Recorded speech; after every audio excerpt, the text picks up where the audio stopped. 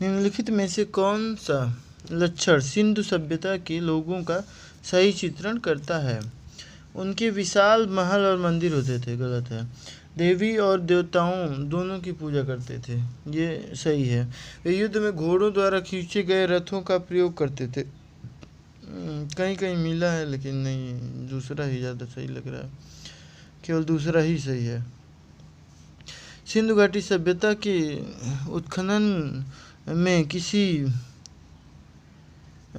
भी स्थल से पूजा स्थल या मंदिर का साक्ष्य नहीं मिला है। हड़प्पा, मोहनजोदड़ो इत्यादि स्थानों पर मिली नारी मूर्तियाँ तथा मोहनजोदड़ो से प्राप्त पशुपति की मूर्ति आधार पर मात्र देवी और आद्य शिव की पूजा का जो है प्रमाण मिलता है। सिंधु सभ्यता में सूर्यकोटड़ा से मिली घोड़े की अस्थि के अतिरिक्त किसी स्थल से घोड़े का स्पष्ट प्रमाण नहीं मिलता है। इस कारण घोड़ों द्वारा खींचे जाने वाला रथ का किसी भी प्रकार का साक्ष्य अप्राप्य है। भारत में दार्शनिक विचार के इतिहास के संबंध में सांख्य संप्रदाय से संबंधित निम्नलिखित कथनों पर विचार कीजिए। सांख्य पुनर्जन्म या आत्मा के आवागमन के सिद्धांत को स्वीकार नहीं करता है। सांख्य की मान्यता है कि आत्मज्ञान ही मोक्ष की ओर ले जाता है, न कि कोई बाह्य प्रभाव कारक। तो केवल दूसरा सही है। सांख्य अद्वैत वेदांत से सर्वथा विपरीत मान्यताएं रखने वाला दर्शन है। इसके प्रतिपादक जो है कपिल मुनि थे। सांख्य का शाब्दिक अर्थ है संख्या संबंधी। इस दर्शन के वर्तमान में 2 मौलिक ग्रंथ ही उपलब्ध हैं। पहला 6 अध्यायों वाला सांख्य प्रवचन सूत्र और दूसरा 70 कारिकाओं वाला सांख्य कारिका। कुछ शैलकृत बौद्ध गुफाओं को चैत्य कहते हैं जबकि अन्य को विहार। दोनों में क्या अंतर है?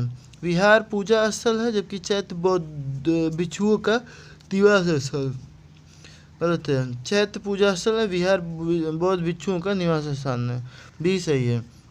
बौद्ध धर्म में जिस स्थान पर बौद्ध भिक्षु निवास करते हैं उसे विहार कहते हैं और जहाँ पूजा करते हैं उसे चैत्य कहते हैं, चैत्य माना जाता है।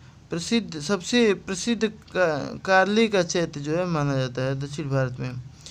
बुद्ध की मृत्यु के उपरांत धर्म के अनुयायियों ने बौद्ध मठों की एवं संघ की परंपरा को बनाए रखा।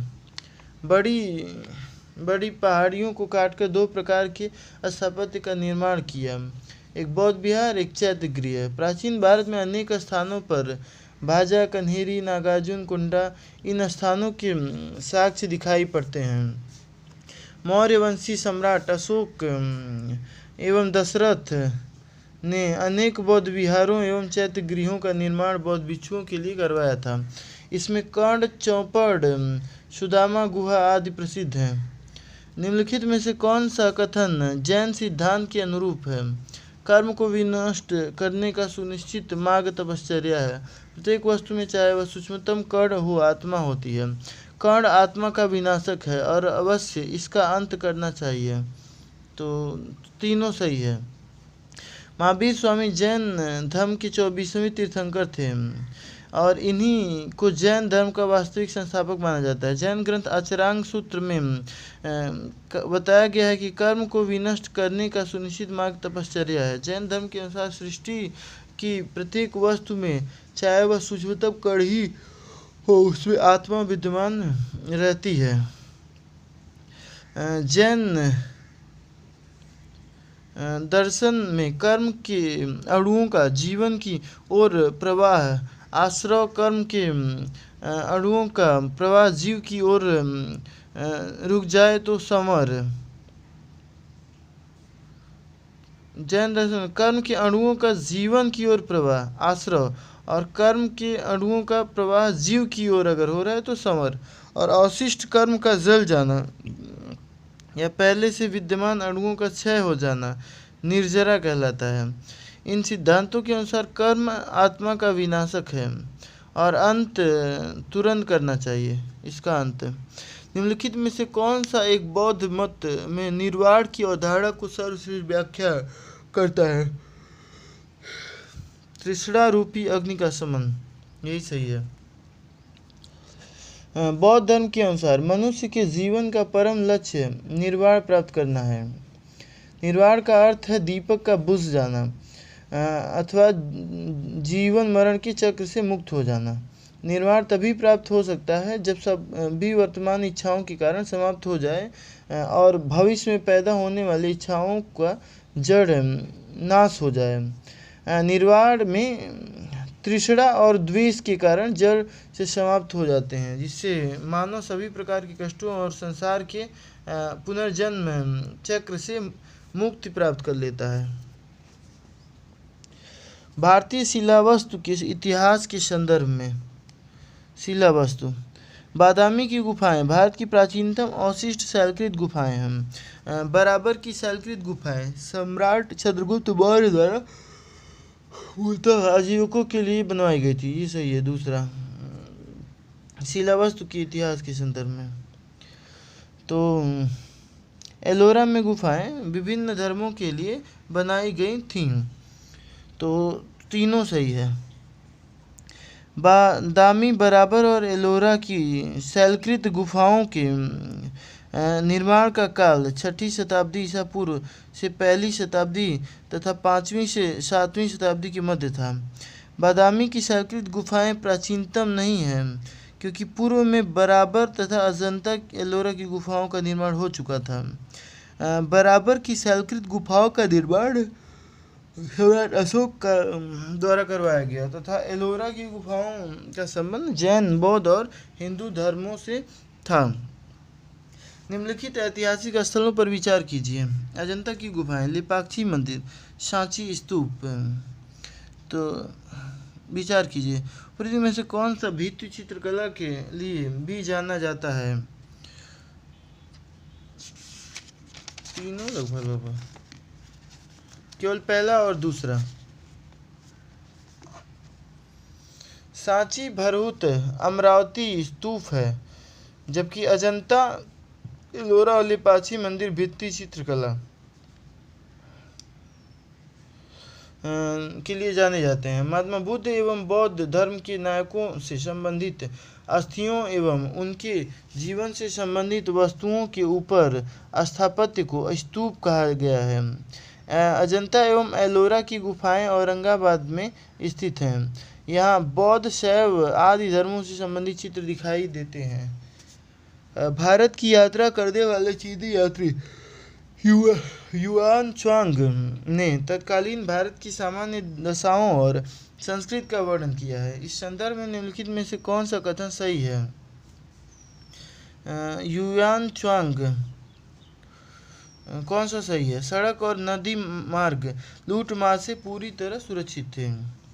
जहाँ तक अपराधी के लिए दंड का प्रश्न है, अग्नि, जल व विष द्वारा सत्य परीक्षा किया जाना ही किसी भी व्यक्ति की निर्दोषता अथवा दोष के निर्णय के साधन थे। व्यापारियों को 9 घाटों और नाकों पर शुल्क देना पड़ता था। तो दूसरा और तीसरा सही है। चीनी यात्री ह्वेनसांग हर्षवर्धन के समय में भारत आया था। उसके अनुसार सड़कों पर आवागमन सदैव पूर्णतः सुरक्षित नहीं था। वह स्वयं कई चोर डाकुओं के चंगुल में फंस गया था। इसके अनुसार अपराध या दोष निर्दोष सिद्धि के लिए अग्नि, जल व विष द्वारा सत्य परीक्षा की जाती है। उसके अनुसार व्यापारिक घाटों, मार्गों और बिक्री की वस्तुओं पर व्यापारियों द्वारा राज्य को कर अदा किया जाता था। ह्वेनसांग की जीवनी सी युकी से तत्कालीन भारत की राजनीति, सामाजिक, धार्मिक व आर्थिक विषयों के संदर्भ में अनेक महत्वपूर्ण जानकारियां प्राप्त होती हैं। निम्नलिखित भक्ति संतों पर विचार कीजिए। दादू दयाल, गुरु नानक, त्यागराज। इनमें से कौन सा समय उपदेश देता था तथा कौन उस समय उपदेश देता था जब लोधी वंश का पतन तथा बाबर सत्तारूढ़ हुआ था? गुरु नानक, त्यागराज, दादू दयाल त्यागराज हो सकते हैं। देखते हैं। लोधी वंश का काल जो है केवल दूसरा सही है, गुरु नानक। लोधी वंश का काल 1451 से 1526 तक था। इस समय गुरु नानक जो है ने अपने उपदेश दिए। उन्होंने निराकार ईश्वर की कल्पना की और ईश्वर को अकाल पुरुष की संज्ञा दी। जबकि अन्य भक्ति संत दादू दयाल 1544 से 1603 मुगल सम्राट अकबर के समकालीन थे तथा त्यागराज 1767 से 1847 भक्ति मार्गी कवि एवं कर्नाटक संगीत के महान संगीतज्ञ थे। बंगाल के तिभागा किसान आंदोलन की क्या मांग थी? जमींदारों की हिस्सेदारी को फसल के आधे भाग से कम करके 1/3 करना, भूमि का वास्तविक खेतिहर होने के नाते भूस्वामित्व कृषकों को प्रदान करना, जमींदारी प्रथा का उन्मूलन तथा कृषि दासता का अंत, कृषकों के समस्त ऋणों को रद्द करना। पहला सही है। तिभागा आंदोलन वर्ष 1946 में चलाया गया। यह बंगाल का सर्वाधिक सशक्त कृषक आंदोलन था। इस आंदोलन द्वारा बटाईदारों ने यह मांग की थी कि उपज का तिभागा अर्थात 1/3 भाग प्रदान किया जाए। यह जोतदारों के विरुद्ध बटाईदारों का आंदोलन था, जिसे कंपा राय और भवन सिंह जैसे नेताओं ने नेतृत्व प्रदान किया। कंपा राय और भवन सिंह ने। Annie Besant home rule league आंदोलन प्रारंभ करने के लिए उत्तरदायी थी। हाँ, थियोसॉफिकल सोसाइटी की स्थापना की थी, शायद उससे भी जुड़ी थी। इंडियन नेशनल कांग्रेस की एक बार अध्यक्षा थी। तीनों सही है। पहला और तीसरा सही है, दूसरा गलत है। होम रूल लीग की स्थापना की योजना मूलतः एनी बेसेंट द्वारा बनाई गई थी। उन्होंने इसकी स्थापना सितंबर 1916 में की तथा अपने पत्र कॉमनवेल्थ और न्यू इंडिया द्वारा लीग के कार्यक्रमों का प्रचार प्रसार किया। वह भारतीय राष्ट्रीय कांग्रेस के 1917 के कलकत्ता अधिवेशन में अध्यक्षा के रूप में चुनी गई। थियोसॉफिकल सोसाइटी की स्थापना वर्ष 1875 में कर्नल H.S. ओलकाट तथा मैडम ब्लेवेत्सी द्वारा अमेरिका यानी न्यूयॉर्क में किया गया था। वर्ष 1882 में सोसाइटी का मुख्यालय भारत में मद्रास के पास अड्यार में स्थापित किया गया था। इल्बर्ट बिल विवाद किससे संबंधित था? भारतीयों द्वारा हथियार लेकर चलने पर कुछ प्रतिबंधों का लागू किया गया था। भारतीय भाषाओं में प्रकाशित होने वाले समाचार पत्रों और पत्रिकाओं पर प्रतिबंध लागू किया जाना, यूरोप के लोगों के मामलों की सुनवाई करने के लिए भारतीय न्यायाधीशों पर लगाई योग्यता, ये गलत है। आयातित सूती कपड़े पर लगाए गए शुल्क का हटाया जाना, दूसरा ही सही लग रहा है लेकिन तीसरा है। यूरोप के 1883 में वायसराय लॉर्ड रिपन के विधि सदस्य C.P. एल्बर्ट द्वारा यह बिल पेश किया गया। इसका उद्देश्य था कानूनी भेदभाव को समाप्त कर भारतीय न्यायाधीशों को अंग्रेज अभियुक्तों के मामले पर विचार करने का अधिकार दिया जाना। भारत में रहने वाले अंग्रेजों ने इस बिल का तीव्र विरोध किया, जिसके कारण इस बिल को वापस लेना पड़ा। साइमन कमीशन के आने के विरुद्ध भारतीय जन आंदोलन क्यों हुआ? भारतीय 1919 के अधिनियम की कार्रवाई पुनरीक्षण कभी नहीं चाहते थे, गलत है। साइमन कमीशन ने प्रांतों में द्विशासन की समाप्ति की संस्तुत की थी, ये भी गलत है। साइमन कमीशन में कोई भी भारतीय सदस्य नहीं था, ये सत्य है। सी साइमन की अध्यक्षता में गठित 7 सदस्यीय जो है साइमन आयोग में सभी सदस्य अंग्रेज थे, इसलिए कांग्रेसियों ने इसे श्वेत कमीशन भी कहा। 26 से 28 दिसंबर 1927 के मध्य मद्रास में हुए कांग्रेस के वार्षिक अधिवेशन में, जिसकी अध्यक्षता M.A. अंसारी ने की थी, साइमन कमीशन के पूर्ण बहिष्कार का निर्णय लिया। भारत छोड़ो किसकी प्रतिक्रिया में प्रारंभ किया गया? कैबिनेट मिशन योजना, क्रिप्स प्रस्ताव, साइमन कमीशन रिपोर्ट, वेवेल योजना, क्रिप्स प्रस्ताव मार्च 1942 की असफलता तथा जापानी आक्रमण के बढ़ते हुए खतरे तथा युद्धकालीन परिस्थितियों के कारण बढ़ती हुई कीमतों तथा वस्तुओं के अभाव में भारतीय जनमानस को असंतोष से भर दिया। 14 जुलाई 1942 को वर्धा में आयोजित कांग्रेस कार्यसमिति की बैठक में भारत छोड़ो आंदोलन पर एक प्रस्ताव पारित किया गया। निम्नलिखित पर जनजाति: लिम्बू सिक्किम, कार्बी हिमाचल प्रदेश और डोगरिया कोंद उड़ीसा, बोंडा तमिलनाडु। कौन सा सही है?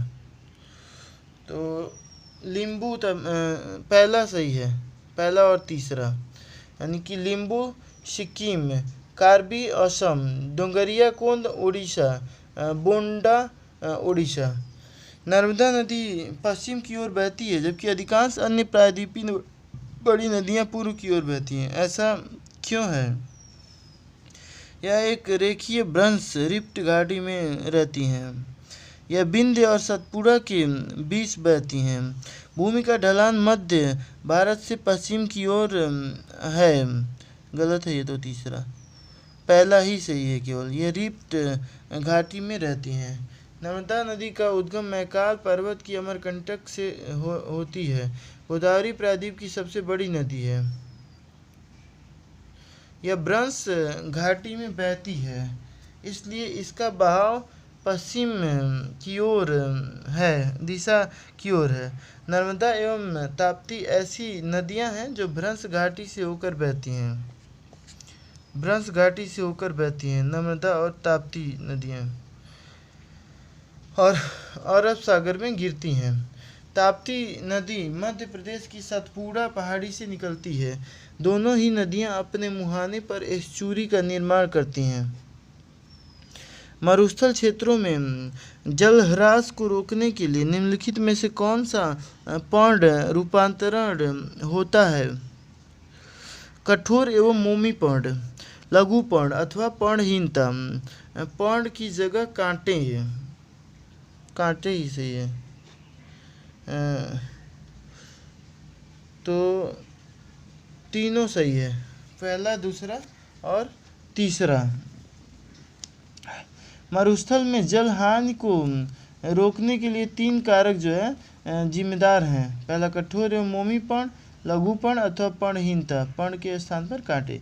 चूँकि मरुस्थलीय भूमि पर पानी की कमी होती है, पौधों को पर्याप्त पानी नहीं मिल पाता है।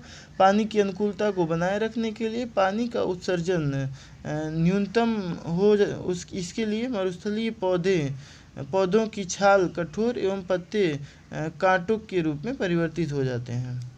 भारत की लैटेराइट मिट्टियों के बारे में निम्नलिखित में से कौन से कथन सही हैं? वे साधारण लाल रंग की होती हैं। वे नाइट्रोजन और पोटास से समृद्ध होती हैं। उनका राजस्थान और उत्तर प्रदेश में अच्छा विकास हुआ है। इन मिट्टियों में टैपियोका और काजू की अच्छी उपज है। लैटेराइट मिट्टियों के बारे में तो पहला और चौथा सही है, लाल रंग की होती ही हैं, सही बात है। मिट्टियों में टैपियोका और काजू की अच्छी उपज है, ये भी सही है। लैटेराइट मिट्टी उष्णकटिबंधीय की प्रारूपिक मिट्टी है जहाँ मौसमी वर्षा होती है। यह बहुत ही अपक्षालित मिट्टी है। क्रम से भीगने तथा सूखने पर इनका सिलिकामय पदार्थ निक्षालित हो जाता है। इनका लाल रंग जो है लोहे के ऑक्साइड की उपस्थिति के कारण होता है। ये मिट्टियाँ सामान्यतः लौह एल्यूमीनियम से समृद्ध होती हैं। इनमें नाइट्रोजन, पोटास, चूना तथा जैविक पदार्थ की कमी होती है। इन मिट्टियों में टैपियोका और काजू की अच्छी उपज होती है। निम्नलिखित में से कौन सा भारतीय कोयले का अभिलक्षण है? उच्च भस्म अंश, निम्न सल्फर अंश, निम्न भस्म संगलन तापमान। कौन सा जो है इसमें भारतीय कोयले का अभिलक्षण है?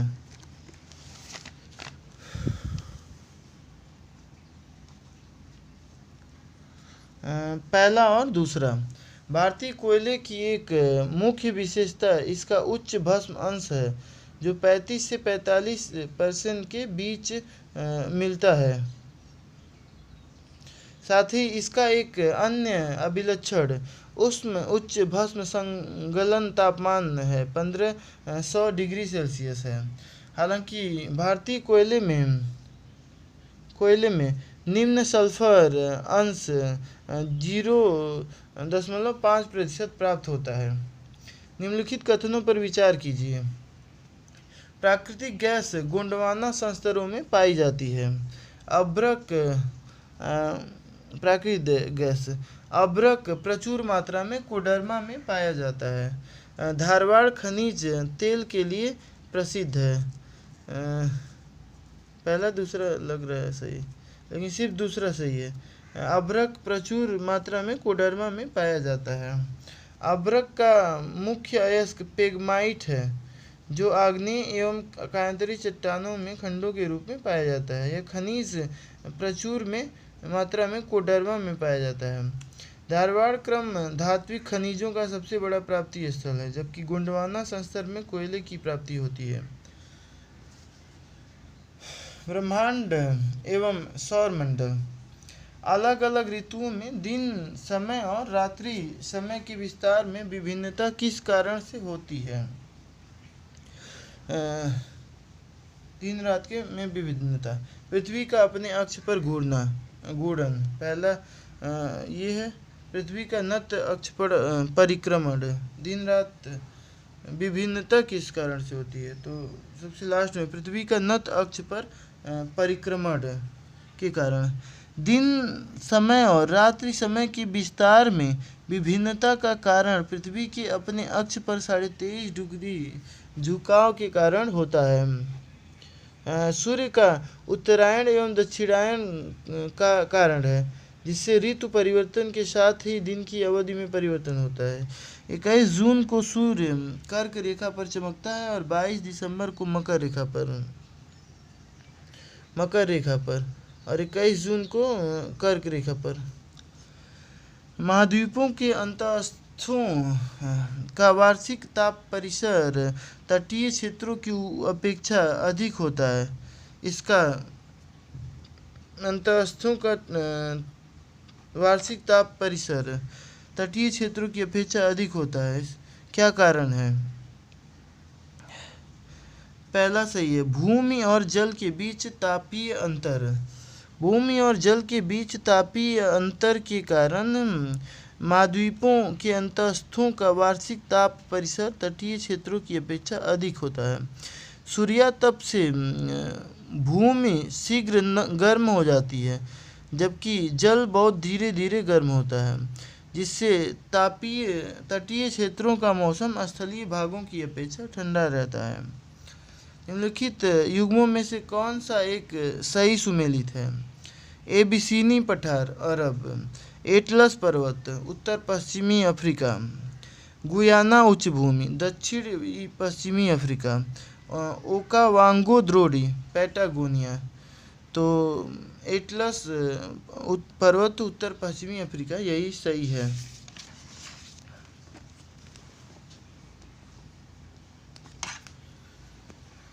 एबिसीनी पठार इथियोपिया, एटलस पर्वत उत्तर पश्चिमी अफ्रीका, गुयाना उच्च भूमि उत्तर पूर्व दक्षिणी अमेरिका, ओकावांगो द्रोडी पैटागोनिया। पृथ्वी ग्रह पर अधिकांश अलवण जल बर्फ छत्रक और हिमनद के रूप में रहता है। शेष अलवण जल का सबसे अधिक भाग वायुमंडल में आर्द्रता और बादलों के रूप में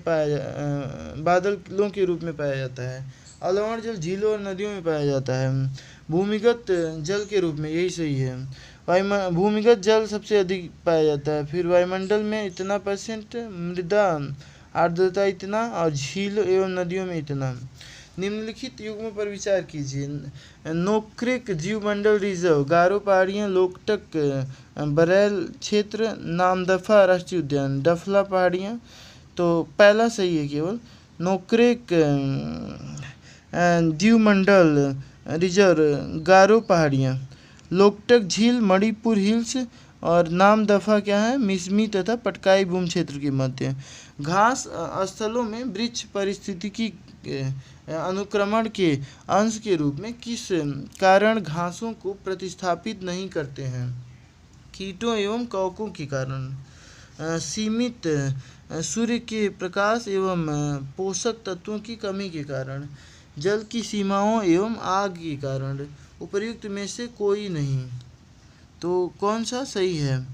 घास स्थलों में वृक्ष पारिस्थितिकी अनुक्रमण प्रतिस्थापित नहीं करते हैं, तो जल की सीमाओं एवं आग के कारण। समुदाय और पर्यावरण में पारस्परिक क्रिया से जो पारिवारिक परिवर्तन उत्पन्न होते हैं, उसके फलस्वरूप क्रमशः एक समुदाय दूसरे के द्वारा प्रतिस्थापित होते रहते हैं। यही पारिस्थितिक अनुक्रमण कहलाता है। घास स्थलों में घास वर्षा के अधिकतर जल को पौधों की जड़ों तक पहुंचने से पूर्व ही अवशोषित कर लेती है।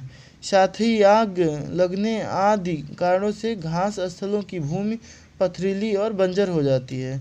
ऐसी भूमि लाइकेन के लिए बेहद अनुकूल होती है।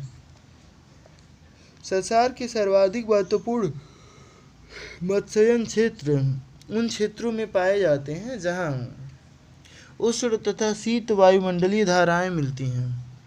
नदियां सागरों में प्रचुर मात्रा में ताज़ा जल प्रवाह करती हैं। उष्ण तथा शीत सागरीय धाराएं मिलती हैं। महाद्वीपीय शेल्फ तरंगिता उष्ण तथा शीत सागरीय धाराएं मिलती हैं। मत्स्यन क्षेत्र सबसे अधिक जो है पाए जाते हैं कहाँ, जहाँ उष्ण तथा शीत सागरीय धाराएं के मिलने वाले स्थल में जलवायु दशा प्लैंकटन के विकास हेतु सहायक होती हैं, जिससे ये क्षेत्र मत्स्यन क्षेत्र की दृष्टि से समृद्ध और महत्वपूर्ण होते हैं। अर्थात गर्म एवं ठंडी धाराओं के मिलन स्थल पर प्लैंकटन का सर्वाधिक उत्पादन होता है। इन्हीं प्लैंकटन को खाने के लिए मछलियां यहाँ इकट्ठी होती हैं। निम्नलिखित में से कौन सा विषुवतीय वनों की अद्वितीय विशेषता है? ऊंचे घने वृक्षों की विद्यमानता, जिनके किरीट निरंतर वितान बनाते हैं। बहुत सी जातियों का अस्तित्व हो। अधिपादपों की असंख्य किस्मों की विद्यमानता हो। इक्वेटोरियल फॉरेस्ट की अद्वितीय विशेषता है।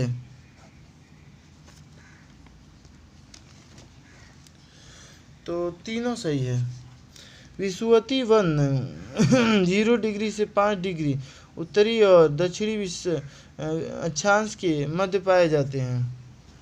इन वनों की प्रमुख विशेषताएं हैं: ऊंचे घने वृक्ष की विद्यमानता, विभिन्न जातियों का सहअस्तित्व, अधिपादपों की असंख्य किस्मों की विद्यमानता। जनांकिकीय लाभांश के पूर्ण लाभ को प्राप्त करने के लिए भारत को क्या करना चाहिए? कुशलता विकास का प्रोत्साहन, यही सही लग रहा है और ज़्यादा पढ़ने की ज़रूरत नहीं है। हाँ, जनसंख्या ढांचे में बढ़ती युवा तथा कार्यशील जनसंख्या तथा घटते आश्रितता अनुपात परिणाम स्वरूप उत्पादन में बड़ी मात्रा के सृजन में योगदान जनांकिकीय लाभांश कहलाता है।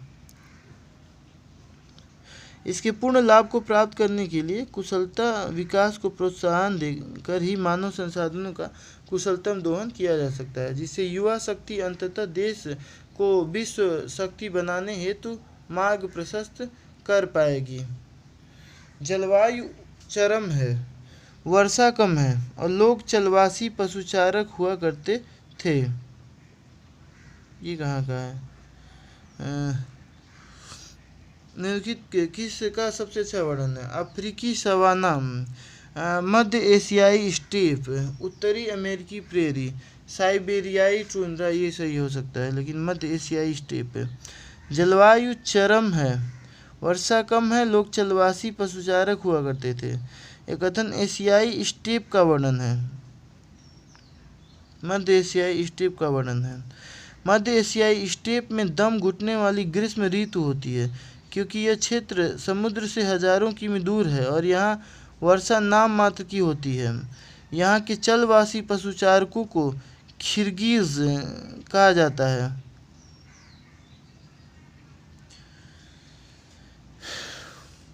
भारतीय इतिहास के संदर्भ में प्रांतों से संविधान सभा के सदस्य उन प्रांतों के लोगों द्वारा सीधे निर्वाचित हुए थे। भारतीय इतिहास के संदर्भ में प्रांतों से संविधान सभा के सदस्य उन प्रांतों के लोगों द्वारा सीधे निर्वाचित हुए थे। भारतीय राष्ट्रीय कांग्रेस तथा मुस्लिम लीग द्वारा नामित हुए थे। प्रांतीय विधानसभाओं द्वारा निर्वाचित हुए थे। सरकार द्वारा संवैधानिक मामलों में उनकी विशेषज्ञता के लिए चुने गए थे। तो कौन सा सही है भारतीय इतिहास के संदर्भ में?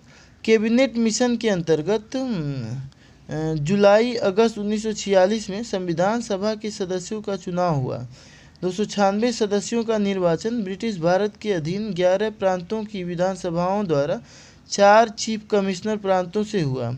प्रांतों में स्थानों का आरक्षण मुस्लिम, सिख तथा सामान्य संप्रदायों में जनसंख्या के अनुपात में हुआ। भारत के संविधान के उद्देश्यों में से एक के रूप में आर्थिक न्याय का किसमें उपबंध किया गया? उद्देशिका और मूल अधिकार में। उद्देशिका और राज्य के नीति निर्देशक तत्व में। यही सही है।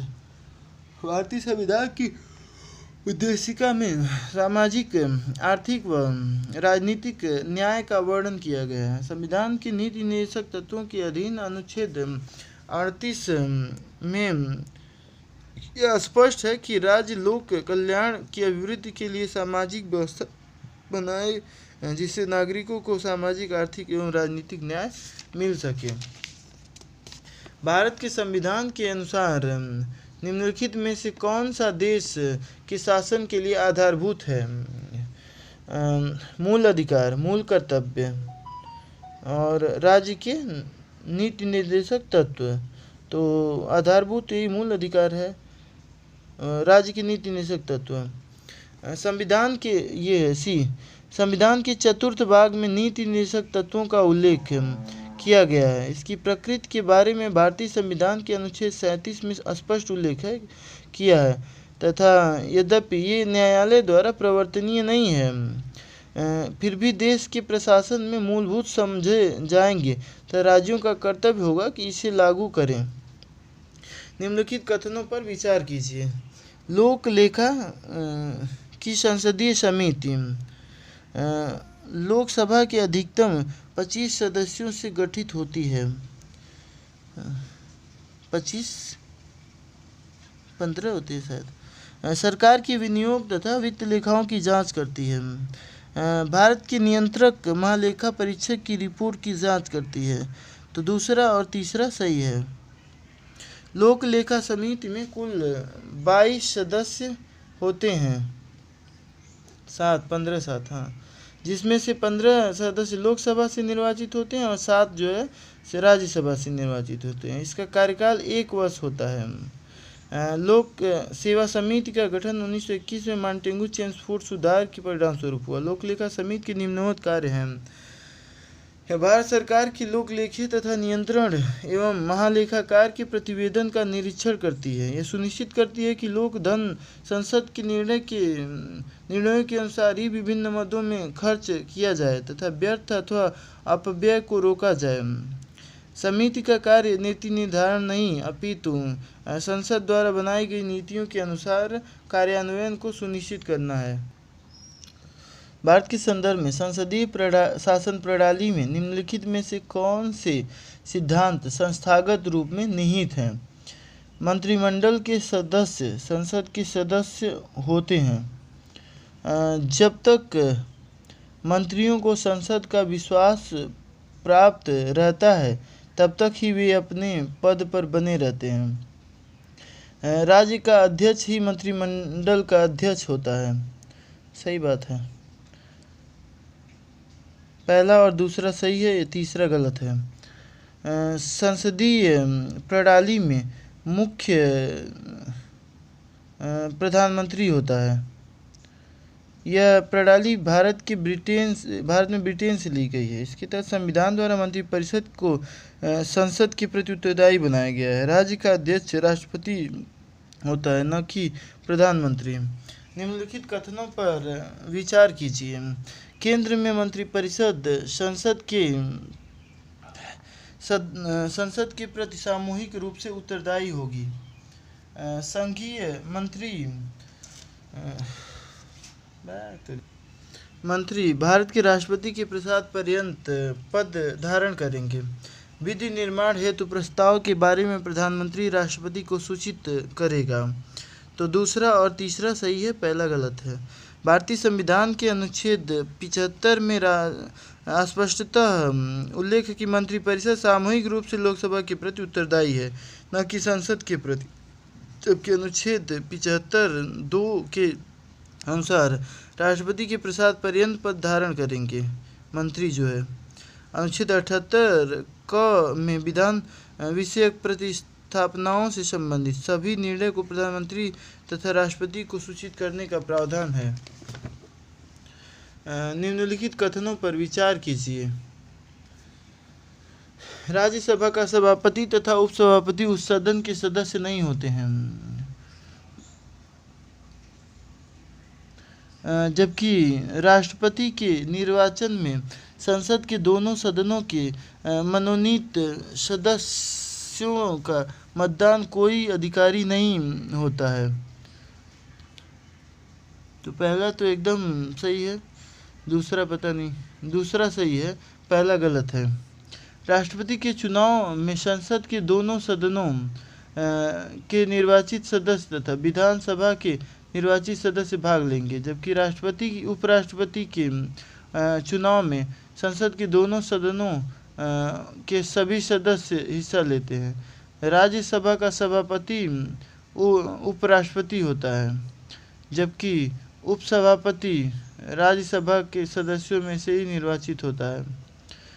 यदि राज्यसभा किसी धन विधेयक में सारभूत संशोधन करती है तो तत्पश्चात क्या होगा? लोकसभा राज्यसभा की अनुशंसाओं को स्वीकार करे या अस्वीकार करे, इस विधेयक पर आगे कार्रवाई कर सकती है। लोकसभा विधेयक पर आगे कोई विचार नहीं कर सकती है। पहला ही सही है, क्योंकि पूरा वही कर सकती है। संविधान के अनुच्छेद 110 के खंड में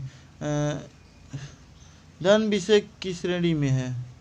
क से 6 तक के विषय धन विधेयक की श्रेणी में है। धन विधेयक के संबंध में राज्यसभा का अधिकार सीमित है। लोकसभा राज्यसभा की अनुशंसाओं को धन विधेयक के संबंध में स्वीकार करे या अस्वीकार करे, उसे विधेयक पर आगे कार्रवाई करने का अधिकार है। निम्नलिखित कथनों में क्या सही है, क्या गलत है?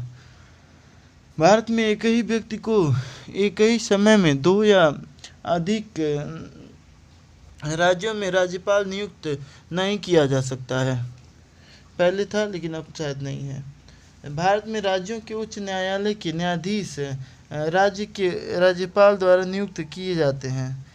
ठीक वैसे ही जैसे उच्चतम न्यायालय के न्यायाधीश राष्ट्रपति द्वारा। भारत के संविधान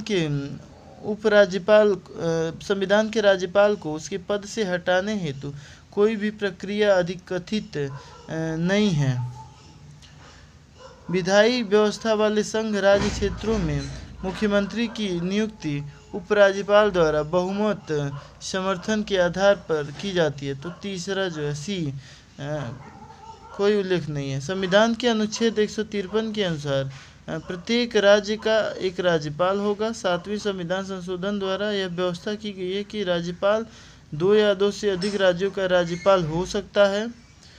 हो सकता है। राज्यपाल की नियुक्ति राष्ट्रपति करता है और सामान्यतः वह 5 वर्ष के लिए नियुक्त होता है, परंतु राष्ट्रपति के प्रसाद पर्यंत पद धारण करता है। इसलिए संविधान में उसे हटाने की प्रक्रिया का उल्लेख नहीं है। भारत का महान्यायवादी लोकसभा की कार्यवाही में भाग ले सकता है। जरूर लोकसभा की किसी समिति का सदस्य हो सकता है। नहीं, ज़रूरतें नहीं है। लोकसभा में बोल सकता है, हाँ ये है पहला तीसरा सही है। लोकसभा में मतदान कर सकता है, पता नहीं, पहला दूसरा तीसरा तीनों सही है। लोकसभा में बोल सकता है, मतदान नहीं कर सकता है, सदस्य भी हो सकता है।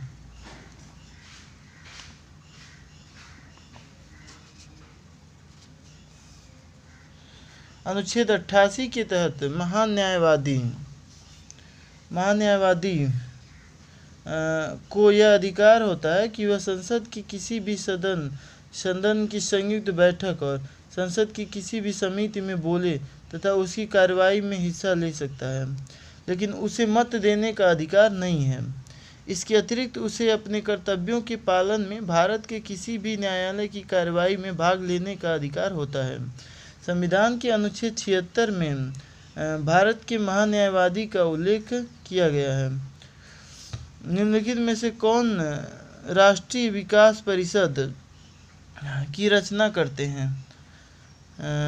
प्रधानमंत्री, अध्यक्ष, वित्त मंत्री, संघीय मंत्रिमंडल के मंत्रीगण, राज्यों के मुख्यमंत्री। तो प्रधानमंत्री ऑब्वियसली, लेकिन इसमें दिया है हाँ केवल बी सही है।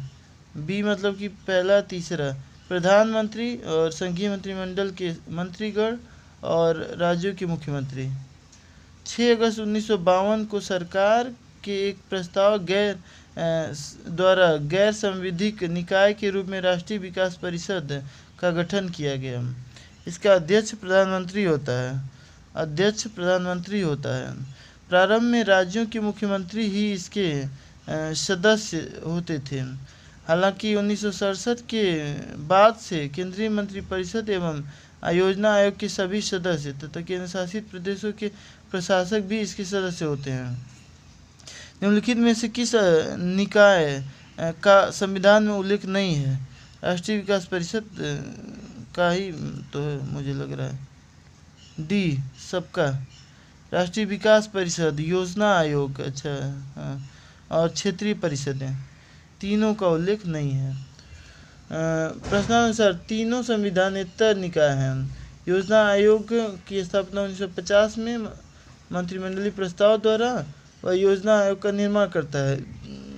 राष्ट्रीय विकास परिषद की स्थापना 6 अगस्त 1952 को मंत्रिमंडलीय प्रस्ताव द्वारा यह योजना निर्माण पश्चात इसकी जांच करता है। क्षेत्रीय परिषद की स्थापना 1962 में की गई थी।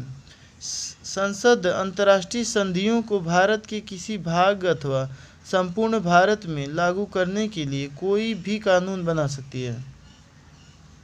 अंतर्राष्ट्रीय संधियों को भारत के किसी भाग में अथवा संपूर्ण भारत में लागू करने के लिए कोई भी कानून बना सकती है, सभी राज्यों की सहमति से, बहुसंख्य राज्यों की सहमति से, संबंधित राज्यों की सहमति से, बिना किसी राज्य की सहमति से।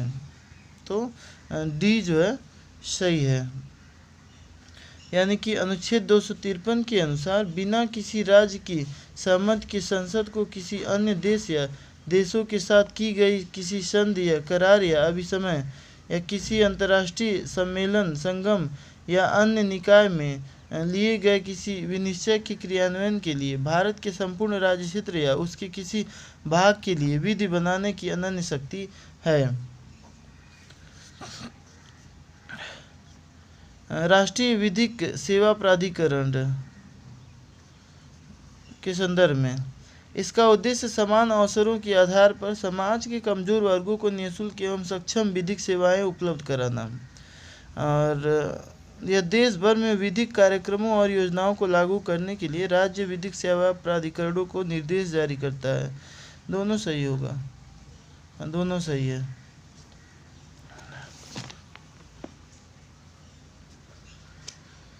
राष्ट्रीय विधिक सेवा प्राधिकरण का गठन लीगल सर्विसेज अथॉरिटी एक्ट 1987 के तहत कमजोर वर्गों को निःशुल्क विधिक सेवा उपलब्ध कराने हेतु किया गया था। राष्ट्रीय सेवा विधिक प्राधिकरण राज्य विधिक सेवा प्राधिकरणों को निर्देश जारी कर उस राज्य के कमजोर वर्गों को निःशुल्क विधिक सेवा उपलब्ध कराने हेतु तथा लोक अदालतों के गठन को सुनिश्चित करता है। निम्नलिखित कथनों पर विचार कीजिए। राष्ट्रीय विकास परिषद योजना आयोग का एक अंग है, नहीं अलग है।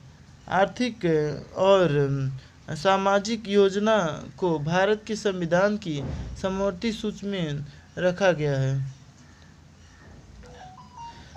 भारत का संविधान यह विहित करता है कि पंचायतों को आर्थिक विकास एवं सामाजिक न्याय की योजना बनाने का कार्यभार दिया जाना चाहिए।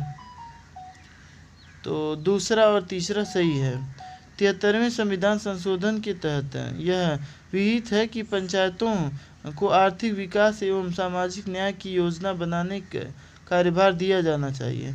राष्ट्रीय विकास परिषद की स्थापना मंत्रिमंडलीय प्रस्ताव द्वारा 6 अगस्त 1952 को की गई थी। यह योजना आयोग द्वारा योजना के निर्माण के पश्चात योजना को अंतिम रूप से स्वीकृति प्रदान करता है, जबकि यह योजना आयोग का अंग नहीं है। अनुसूचित जाति एवं अन्य पारंपरिक वनवासी वन अधिकारों की मान्यता अधिनियम 2006 के अधीन व्यक्तिगत या सामुदायिक वन अधिकारों अथवा दोनों की प्रकृति एवं विस्तार के निर्धारण की प्रक्रिया को प्रारंभ करने के लिए कौन प्राधिकारी होगा? राज्य वन विभाग, जिला कलेक्टर, तहसीलदार एवं खंड विकास अधिकारी, मंडल राजस्व अधिकारी, ग्राम सभा।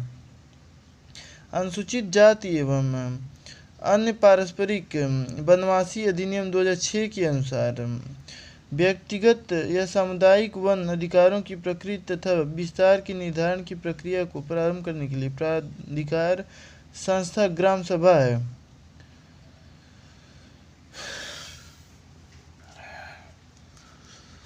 भारत के संविधान में संशोधन केवल लोकसभा में एक विधेयक की पुनः स्थापना द्वारा ही प्रारंभ किया जा सकता है। गलत है। यदि ऐसा संशोधन संविधान के संघीय चरित्र में परिवर्तन की मांग करता है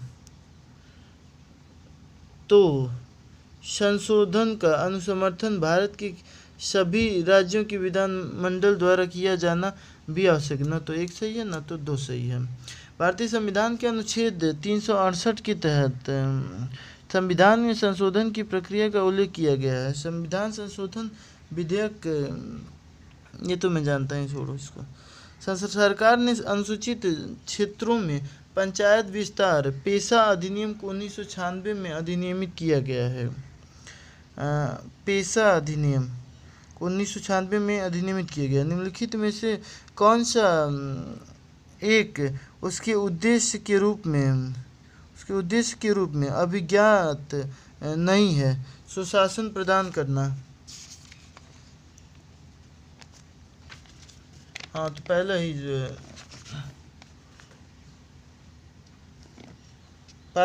पारंपरिक अधिकारों को मान्यता देना, जनजातीय क्षेत्रों में स्वशासन क्षेत्रों का निर्माण करना, जनजातीय लोगों को शोषण से मुक्त कराना, तो जनजातीय क्षेत्रों में स्वायत्त क्षेत्रों का निर्माण करना, पंचायत उपबंध, अनुसूचित जाति क्षेत्रों का विस्तार अधिनियम 1996 को अनुसूचित क्षेत्रों में जनजातीय स्वशासन के लिए लाया गया था, जिससे जनजातियों के पारंपरिक अधिकारों की रक्षा व उनकी शोषण से मुक्ति सुनिश्चित की जा सके। इस अधिनियम में जनजातीय क्षेत्रों में स्वायत्त क्षेत्रों के निर्माण का उद्देश्य शामिल नहीं है। प्रच्छन्न बेरोजगारी का सामान्यतः अर्थ होता है लोग बड़ी संख्या में बेरोजगार होते हैं। नहीं, वैकल्पिक, श्रमिक किसी का सीमांत उत्पादकता शून्य, श्रमिकों की उत्पादकता नीची, श्रमिक की सीमांत उत्पादकता शून्य है। सही बात है। यदि कुछ श्रमिक एक निश्चित श्रम घंटा कार्य करके किसी खेत के टुकड़े से अधिकतम उत्पादन करते हैं तथा यदि श्रमिकों की संख्या बढ़ जाए और वे ऐसी स्थिति में भी उतने एक श्रम घंटा काम करके उतना ही उत्पादन करें तो शून्य हो जाता है। यह प्रच्छन्न बेरोजगारी को दर्शाता है। सामान्य कीमत स्तर में बढ़ोतरी निम्नलिखित में से किन कारणों से हो सकती है? कीमत स्तर में बढ़ोतरी, द्रव्य की पूर्ति में वृद्धि, यानी कि हाँ सही बात है, पहला सही है। उत्पादन के समग्र स्तर में गिरावट, हाँ ये भी सही है। प्रभावी मांग में वृद्धि, तीनों सही है। मुद्रास्फीति अर्थात सामान्य कीमत स्तर में बढ़ोतरी किसी एक निश्चित कारण से ही उत्पन्न होती है, बल्कि ये समय समय पर तत्कालीन कारणों से उत्पन्न होती है। निम्नलिखित में से किस एक को अपने प्रभाव में सर्वाधिक स्फीतिकारी होने की संभावना है? लोक ऋण की चुकौती, बजट घाटे के वित्तीयन के लिए जनता से ऋणादान, बजट घाटे के वित्तीयन के लिए बैंकों से ऋणादान, बजट घाटे के वित्तीयन के लिए नई मुद्रा का सृजन। यही सही है। मूल्य स्तर किसी अर्थव्यवस्था में उत्पादित वस्तुओं के औसत मूल्यों का व्यक्त करता है। किसी एक वर्ष को आधार वर्ष मानकर चालू वर्ष के मूल्यों के संबंध में सूचकांक प्राप्त करते हैं। आधार वर्ष की तुलना में मूल्य स्तर में वृद्धि की दर ही स्फीति की दर प्रदर्शित करेगी। जब सरकार बजट घाटा के तहत नई मुद्रा का सृजन करती है तो यह स्फीति को सर्वाधिक बढ़ावा देती है तथा इसकी सर्वाधिक स्फीतिकारी होने की संभावना रहती है। यथावत रहने पर यदि द्रव्य की मांग में वृद्धि होती है तो कीमत स्तर में गिरावट आ जाएगी, नहीं, ब्याज की दर में वृद्धि हो जाएगी, ब्याज की दर में कमी आ जाएगी, आय और रोजगार के स्तर में वृद्धि हो जाएगी। तो ब्याज की दर में वृद्धि हो जाएगी क्योंकि ज़्यादा पैसे की ज़रूरत होगी। मुद्रा बाजार में मुद्रा की पूर्ति तथा मुद्रा की मांग द्वारा ब्याज की दर निर्धारित होती है। मुद्रा की पूर्ति अपवर्तित रहने पर यदि मुद्रा की मांग में वृद्धि होती है तो ब्याज की दर में वृद्धि होगी। रेखा किसी दी गई अवधि के लिए एक देश की राष्ट्रीय आय नागरिकों द्वारा उत्पादित वस्तुओं और सेवाओं के कुल मूल्य के बराबर होगी। कुछ उपभोग और निवेश व्यय के योग के बराबर होगी। सभी व्यक्तियों की वैयक्तिक आय के योग के बराबर होगी। उत्पादित अंतिम वस्तुओं और सेवाओं के मौद्रिक मूल्य के बराबर होगी। तो यही सही है। किसी दी गई अवधि के लिए एक देश की राष्ट्रीय आय उत्पादित अंतिम वस्तुओं और सेवाओं के मौद्रिक मूल्य के बराबर होगी। राष्ट्रीय आय से अभिप्राय एक राष्ट्र की एक वर्ष में आर्थिक क्रियाओं के फलस्वरूप उत्पादित अंतिम वस्तुओं एवं सेवाओं के मौद्रिक मूल्य के योग से होता है। इसमें उन समस्त अंतिम वस्तुओं एवं सेवाओं के मूल्यों को सम्मिलित किया जाता है जो देश के सामान्य निवासियों द्वारा घरेलू सीमा में अथवा इसके बाहर रहकर उत्पादित की गई है। इसमें विदेशों से अर्जित साधन आय को भी सम्मिलित किया जाता है। निम्नलिखित कथनों पर विचार कीजिए। मुद्रास्फीति ऋणियों को लाभ पहुंचाती है, नहीं। मुद्रास्फीति हाँ लाभ पहुंचाती है। मुद्रास्फीति बांड धारकों को लाभ पहुंचाती है, नहीं। पहला सही है बस। क्रय शक्ति में कमी के कारण ऋणदाता हानि की स्थिति में होता है जबकि ऋणी को लाभ होता है। क्रय शक्ति की गिरावट के कारण ऋणदाता को ब्याज तथा मूलधन के रूप में रुपया होता है। इसकी क्रय शक्ति अंत में कम हो जाती है। भारत में घाटे की वित्त व्यवस्था किसके लिए संसाधनों को बढ़ाने के लिए उपयोग की जाती है? तो आर्थिक विकास के लिए, सार्वजनिक ऋण चुकाने के लिए ये हो सकता है, भुगतान शेष का समायोजन करने के लिए, विदेशी ऋण कम करने के लिए, तो आर्थिक विकास के लिए। भारत एक विकासशील देश है। यहाँ अवसंरचना के विकास के लिए सरकार घाटे की वित्त व्यवस्था की सहायता लेती है। इससे आर्थिक विकास को संभव बनाया जा सके। भारत में निम्नलिखित उद्योगों में से कौन सा एक पानी का सबसे बड़ा उपभोक्ता है? अभियांत्रिकी, कागज एवं लुगदी, वस्त्रोद्योग, ताप शक्ति। अभियांत्रिकी, कागज एवं लुगदी, वस्त्रोद्योग, ताप शक्ति।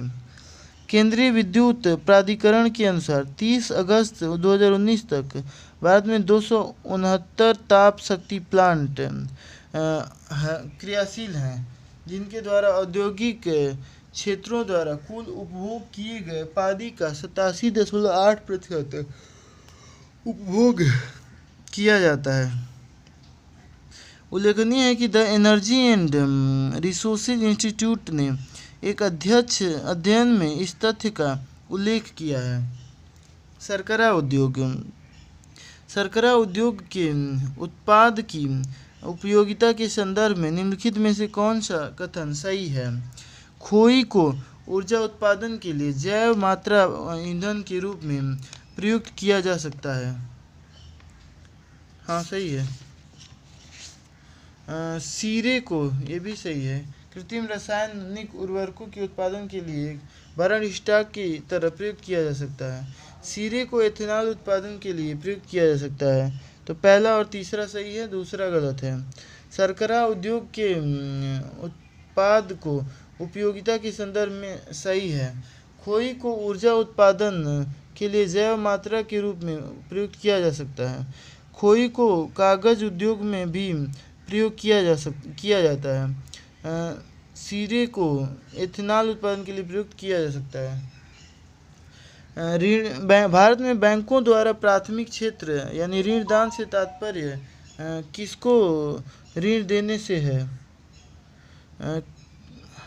बैंकों द्वारा प्राथमिक क्षेत्र, तो कृषि आता है इसमें।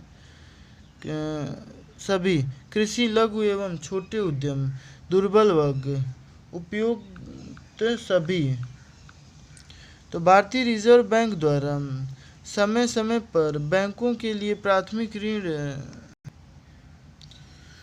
तो इसमें शामिल क्या होता है? कृषि, सूक्ष्म एवं लघु उद्योग, दुर्बल वर्ग, छोटे व्यवसाय एवं सेवा उपक्रम, सूक्ष्म शाख, शैक्षिक ऋण और आवासीय ऋण इत्यादि।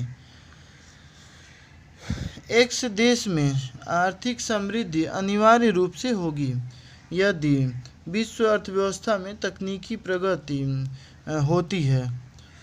एक्स में जनसंख्या वृद्धि होती है। एक्स में पूंजी निर्माण होता है। विश्व अर्थव्यवस्था में व्यापार की मात्रा बढ़ती है। एक्स देश में आर्थिक समृद्धि अनिवार्य रूप से होगी। अच्छा, कहाँ होगी? जहाँ विश्व अर्थव्यवस्था में तकनीकी प्रगति होगी, जनसंख्या वृद्धि होगी, अगर पूंजी निर्माण होता है, तो ये सही है, सी। आर्थिक समृद्धि उत्पादन की वृद्धि से संबंधित है, जिसमें कि परिमाणात्मक परिवर्तन होते हैं, जो कि श्रम शक्ति, उपभोग, पूंजी निर्माण तथा व्यापार की मात्रा में प्रसार के साथ होता है। अर्थात आर्थिक समृद्धि अनिवार्य रूप से तब होती है जब अर्थव्यवस्था में पूंजी निर्माण होता है। ग्रामीण परिवारों को निम्नलिखित में से कौन सीधी ऋण सुविधा प्रदान करता है? वारों को सीधी ऋण सुविधा प्रदान करता है क्षेत्रीय ग्रामीण बैंक और कृषि और ग्रामीण विकास के लिए राष्ट्रीय बैंक, भूमि विकास बैंक।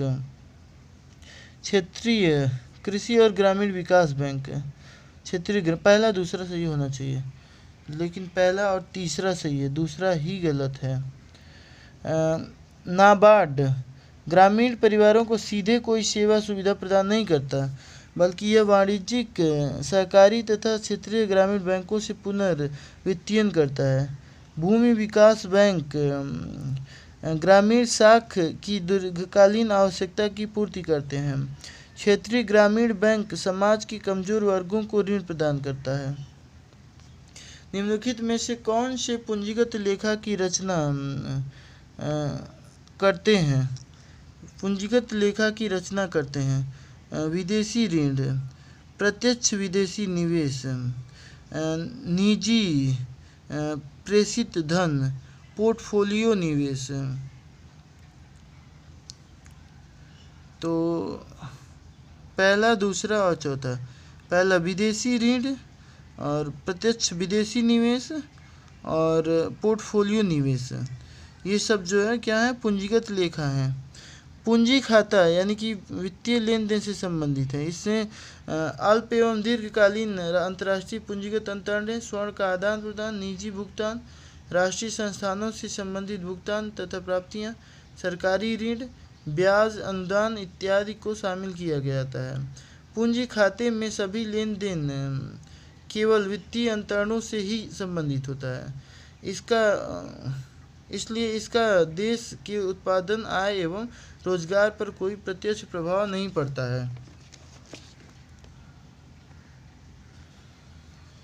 निम्नलिखित तरल परिसंपत्तियों पर विचार कीजिए। बैंकों के पास मांग जमा, बैंकों के पास सावधिक जमा, बैंकों के पास बचत जमा, पास सावधि वाला नहीं, पहला तीसरा सही हो सकता है, नहीं करेंसी भी यहाँ दिया हुआ है, तो चौथा पहला, तीसरा दूसरा, क्रम है ये। तरलता के आधार पर परिसंपत्तियों का अनुक्रम घटते हुए पहले जो है करेंसी है, फिर बैंकों के पास मांग जमा, फिर बैंकों के पास बचत जमा, फिर सावधि जमा, ये सबसे लास्ट में आता है। भारतीय अर्थव्यवस्था के संदर्भ में खुला बाजार प्रचलन यानी कि OMO किसे निर्दिष्ट करता है? अनुसूचित बैंकों द्वारा RBI से ऋण लेना, नहीं, वाणिज्यिक बैंकों द्वारा उद्योग और व्यापार क्षेत्रों को ऋण देना, ये हो सकता है। और RBI द्वारा सरकारी प्रतिभूतियों का क्रय और विक्रय, ये सही है, ये दोनों गलत है। खुले बाजार की क्रियाओं से आशय केंद्रीय बैंक द्वारा बाजार में प्रतिभूतियों, ऋण पत्रों तथा बिलों के क्रय विक्रय से है।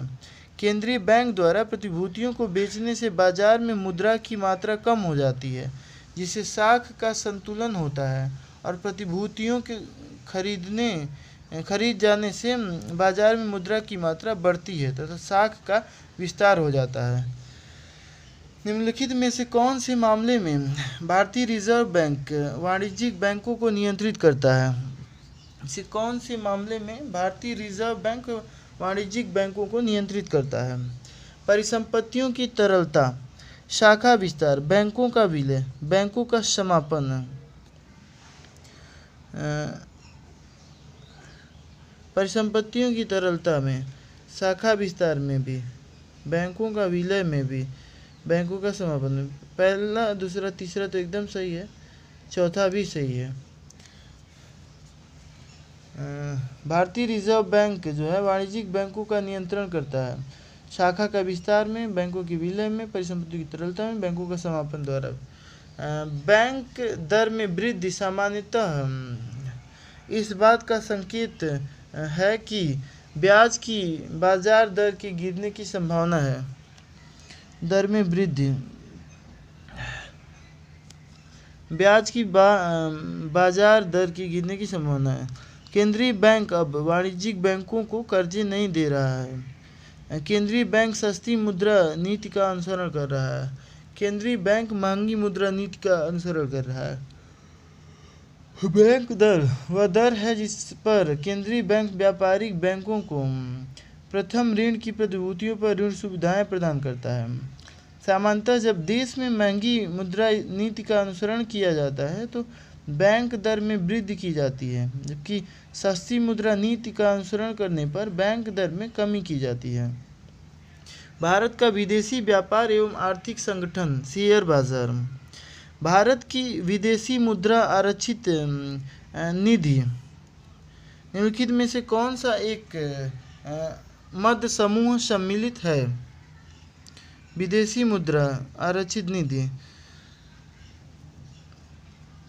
विदेशी मुद्रा परिसंपत्ति, विशेष आहरण अधिकार SDR तथा विदेशों से ऋण। विदेशी मुद्रा परिसंपत्ति भारतीय रिजर्व बैंक द्वारा धारित स्वर्ण तथा विशेष आहरण अधिकार। विदेशी मुद्रा परिसंपत्ति विश्व बैंक से ऋण तथा विशेष आहरण अधिकार SDR। विदेशी मुद्रा आरक्षित निधि। बी वाला सही है। विदेशी मुद्रा परिसंपत्ति भारतीय रिजर्व बैंक द्वारा धारित स्वर्ण तथा विशेष आरित अधिकार SDR होता है। भारत की विदेशी मुद्रा में आरक्षित निधि है। भारत की विदेशी मुद्रा में आरक्षित निधि है विदेशी मुद्रा परिसंपत्ति, यानी कि डॉलर, पाउंड, यूरो, येन। भारतीय रिजर्व बैंक द्वारा धारित स्वर्ण मुद्रा एवं SDR को स्वर्ण पत्र मुद्रा के नाम से भी जाना जाता है। SDR लेन देन की कोई भौतिक इकाई नहीं है। व्यवहार के बाद विभिन्न देशों के खातों में यह समायोजन की इकाई है। किसी देश का भुगतान संतुलन किसका व्यवस्थित अभिलेख है? किसी देश का भुगतान संतुलन किसका व्यवस्थित अभिलेख है? किसी निर्धारित समय के दौरान सामान्यतः एक वर्ष में किसी देश का समस्त आयात और निर्यात का लेन देन। किसी निर्धारित समय के दौरान सामान्यतः एक वर्ष में किसी देश का समस्त आयात और निर्यात का लेन देन। किसी वर्ष में एक देश द्वारा निर्यात की गई वस्तुएं। किसी देश की सरकार और दूसरी सरकार के बीच आर्थिक लेन देन। एक देश से दूसरे देश को पूंजी संचालन। पहला सही है।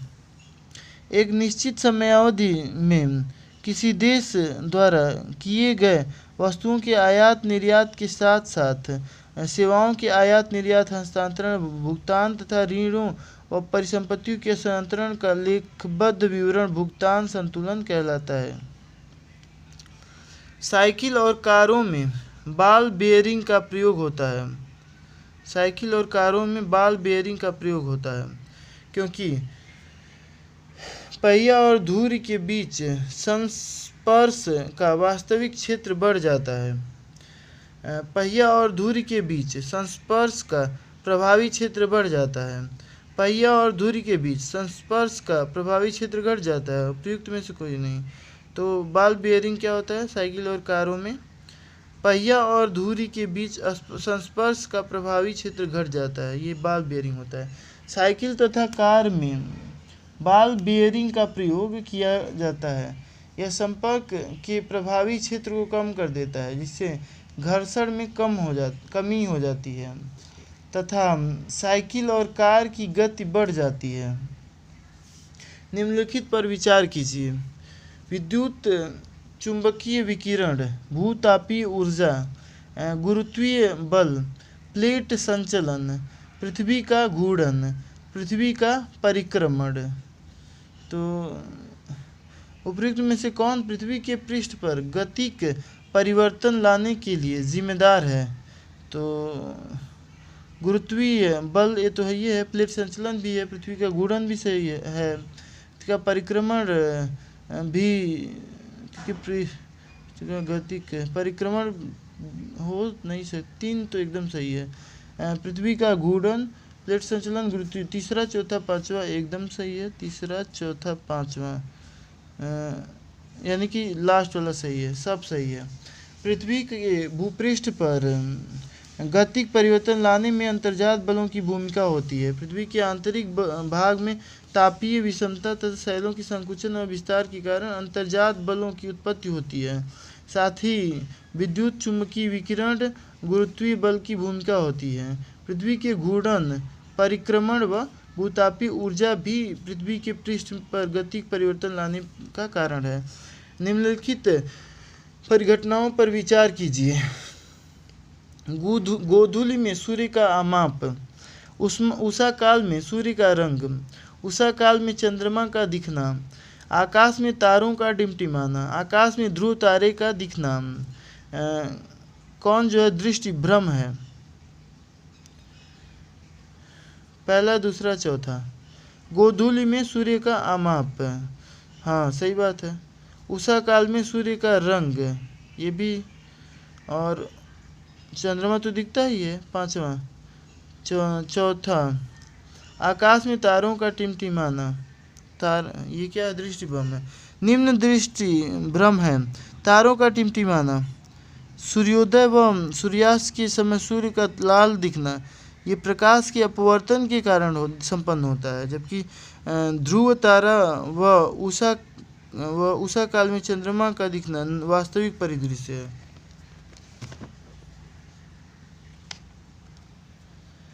जब धूप वर्षा की बूंदों पर गिरती है तो इंद्रधनुष बनता है।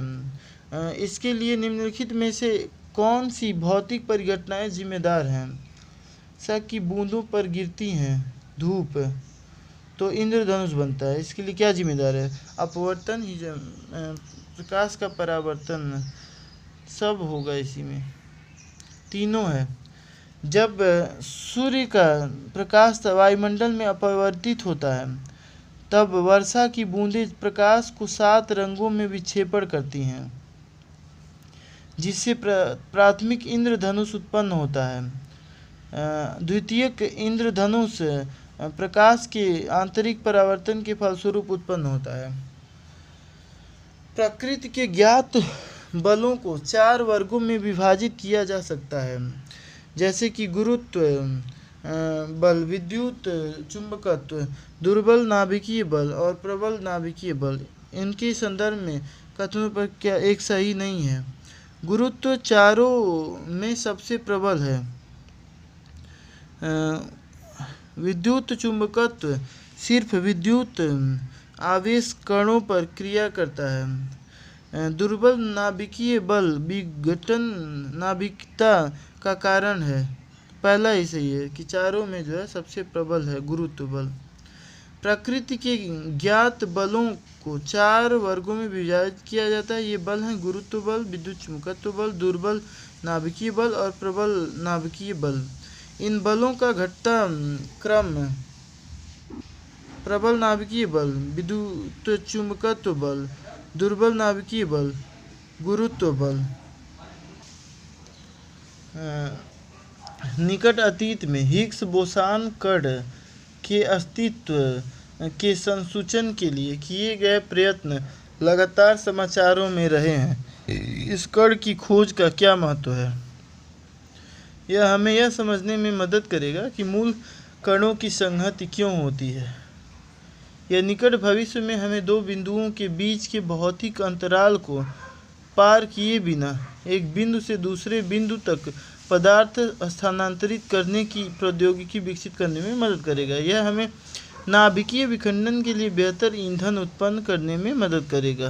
पहला ही सही है बस। निकट अतीत में हिग्स बोसान कण के अस्तित्व के सृजन के लिए किए गए प्रयत्न लगातार चर्चित रहे हैं, क्योंकि ये हमें यह समझने में सहायता करेंगे कि मूल कणों में संहति क्यों होती है। तड़ित झंझा के दौरान आकाश में तड़ित किसके या किनके द्वारा उत्पन्न होती है? आकाश में कपासी वर्षा मेघों के मिलने से, तड़ित से जो वर्षा मेघों को पृथक करती है, हवा में जल कणों के ऊपर की ओर तीव्र चलन से। तीसरा ही सही लग रहा है। पहला भी सही है, पहला तीसरा न उपयुक्त में से कोई भी तड़ित उत्पादित नहीं करता है। अच्छा,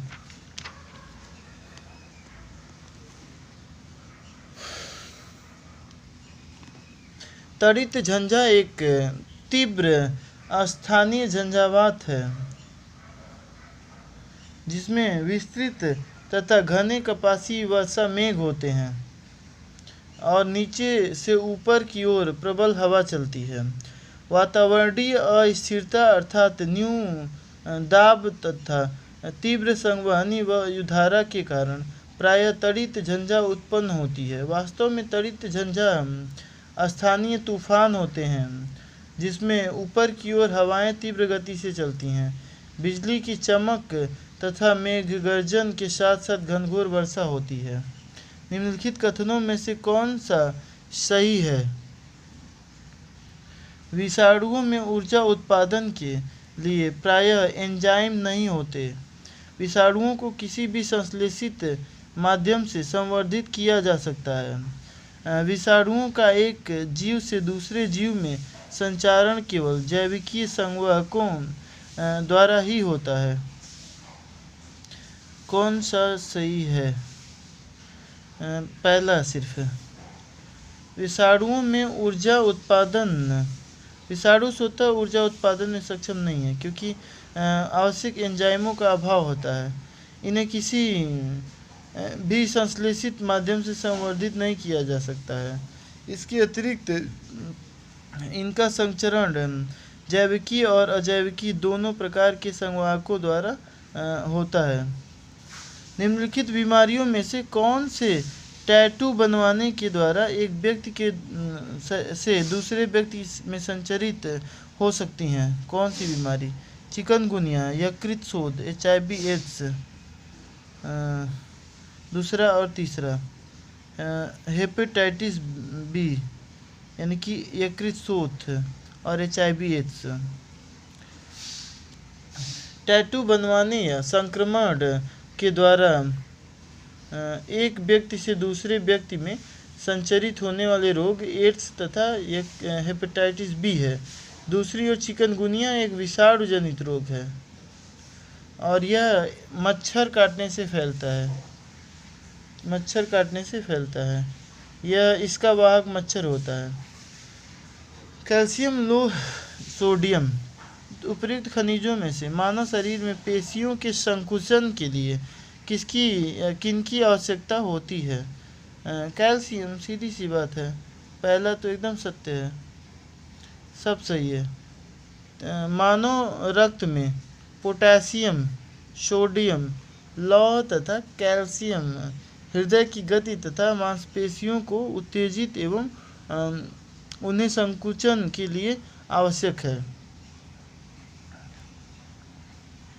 पुनर्योगज यानी कि DNA प्रौद्योगिकी, आनुवांशिक इंजीनियरिंग जीनों को स्थानांतरित होने देता है। पौधों की विभिन्न जातियों में, जंतुओं से पौधों में, सूक्ष्म जीवों से उच्चतर जीवों में, तो तीनों सही है।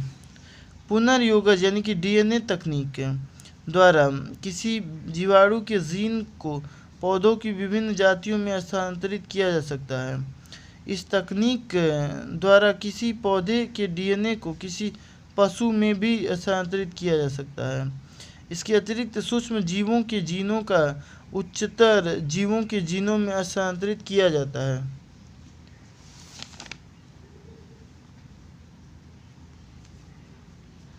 निम्नलिखित जंतुओं पर विचार कीजिए। समुद्री गाय, समुद्री घोड़ा और समुद्री सिंह हैं। तो कौन जो है स्तनधारी है? तो समुद्री घोड़ा तो है, ये है समुद्री घोड़ा। दूसरा तो एकदम सही है, तीसरा भी सही है, दूसरा नहीं, दूसरा ही गलत है, पहला और तीसरा। समुद्री गाय और समुद्री सिंह हैं, स्तनधारी हैं, जबकि समुद्री घोड़ा सागरीय मछली की प्रजाति है। शीतकोष्ठ में भंडारित फल अधिक समय तक चलते हैं क्योंकि सूरज की रोशनी नहीं पड़ने दी जाती है। पर्यावरण में कार्बन डाइऑक्साइड की सांद्रता बढ़ा दी जाती है, श्वसन की दर घटा दी जाती है, आर्द्रता बढ़ जाती है, श्वसन की दर घटा दी जाती है। शीत कोष्ठ में भंडारित फल अधिक समय तक चलते हैं क्योंकि तापमान गिरने के साथ उनकी श्वसन की दर घट जाती है।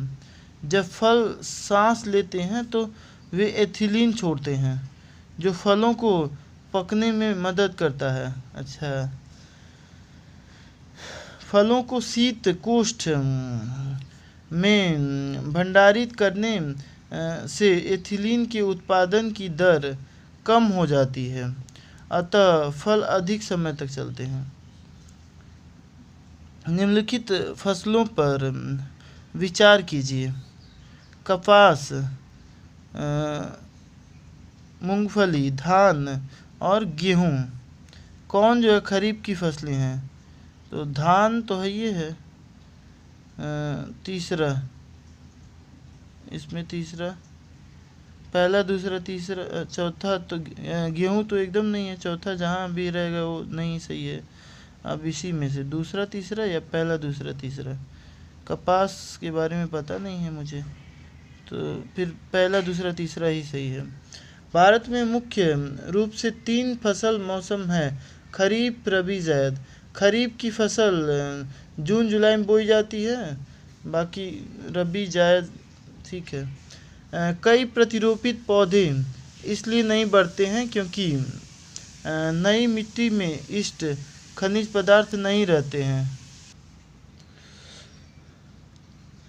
कई प्रतिरोपित पौधे इसलिए नहीं बढ़ते हैं क्योंकि नई मिट्टी में इष्ट खनिज पदार्थ नहीं रहते हैं। अधिकांश मूल रोम नई मिट्टी को अधिक शक्ति से जकड़ लेते हैं। प्रतिरोपण के दौरान अधिकांश मूल रोम नष्ट हो जाते हैं, यही सही है। प्रतिरोपण के दौरान अधिकांश मूल रोम के नष्ट हो जाने के कारण प्रतिरोपित पौधे प्रायः नहीं बढ़ पाते हैं। पौधों में जाइलम व फ्लोएम नामक 2 महत्वपूर्ण उत्तक पाए जाते हैं। जाइलम जल एवं खनिज लवणों का संवहन तथा पत्तियों द्वारा बनाए गए भोजन को पौधों के हर हिस्से में पहुंचाना, यह कार्य फ्लोएम का होता है। और प्रकाश संश्लेषण की प्रक्रिया द्वारा पौधे अपना भोजन बनाते हैं। जब पौधे प्रत्यारोपित होते हैं तो इसके कई कारण हैं जिससे वे बढ़ नहीं पाते। वे कारण हैं प्रतिरोपण के दौरान मूल रोगों का नष्ट होना, प्रकाश संश्लेषण की क्रिया न कर पाना, जड़ में खनिज लवण का अभाव आदि ऐसे कारक हैं जो पौधों को पनपने में बाधा पहुंचाते हैं। अनाजों और तिलहनों के अनुपयुक्त रखरखाव और भंडारण के परिणाम स्वरूप आविशों का उत्पादन होता है, जिन्हें अफ्लाटॉक्सिन के नाम से जाना जाता है, जो सामान्यतः भोजन बनाने की आम विधि द्वारा नष्ट नहीं होते। अफ्लाटॉक्सिन किसके द्वारा उत्पादित होते हैं? जीवाणु, प्रोटोजोआ, फफूंदी, विषाणु। फफूंदी।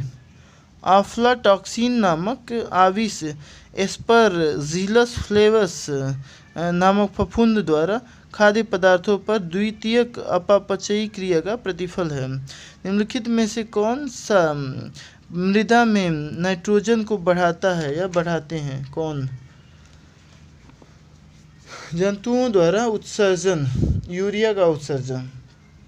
मनुष्य द्वारा कोयले को जलाना, वनस्पति की मृत्यु।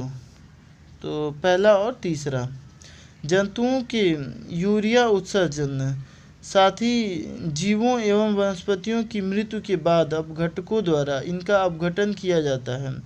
इस प्रकार पेड़ पौधे इनसे पोषण प्राप्त करते हैं। इस तरह नाइट्रोजन चक्र की प्रक्रिया चलती रहती है तथा मृदा में नाइट्रोजन की मात्रा की पूर्ति होती रहती है।